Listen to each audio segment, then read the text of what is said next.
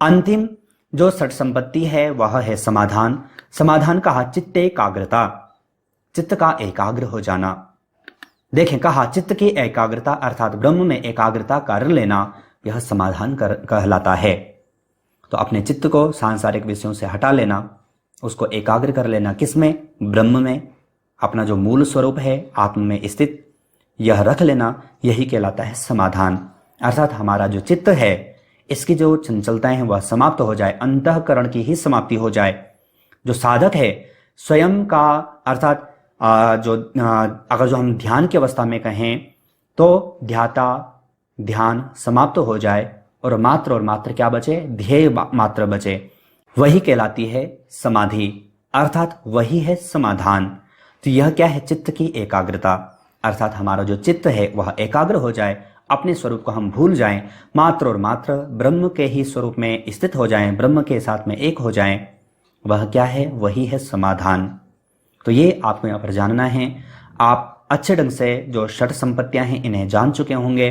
इसके साथ ही यहाँ पर षट संपत्तियों को सामान्य तरीके से अगर जो हम समराइज करें तो देखें, कहा इस प्रकार शम दम उपरति तितिक्षा श्रद्धा और समाधान, इन षट संपत्तियों से मोक्ष के इच्छुक व्यक्ति को युक्त होना चाहिए। अर्थात कोई साधक मोक्षावस्था को प्राप्त होना चाहता है, अपने स्वरूप को प्राप्त होना चाहता है, अपने स्वरूप में स्थित होना चाहता है, योग में स्थित होना चाहता है, ब्रह्म में स्थित होना चाहता है, आत्मा में स्थित होना चाहता है, तो उनके लिए शंकराचार्य जी के अनुसार इन षट संपत्तियों का होना उसके जीवन में अत्यंत आवश्यक है। तो ये आपको यहाँ पर जानना है। और मैं पुनः यहाँ पर आपको बता दूं कि मात्र और मात्र ज्ञानी योगी के लिए नहीं, ये अगर जो हम व्यवहार में भी अगर जो हम किसी भी क्षेत्र में हों, अगर जो हम इन षट संपत्तियों को अगर जो हम जीवन में अपना लेते हैं तो अपना कोई भी लक्ष्य हो उसको हम प्राप्त कर सकते हैं, उसकी ओर हम अग्रसर हो सकते हैं।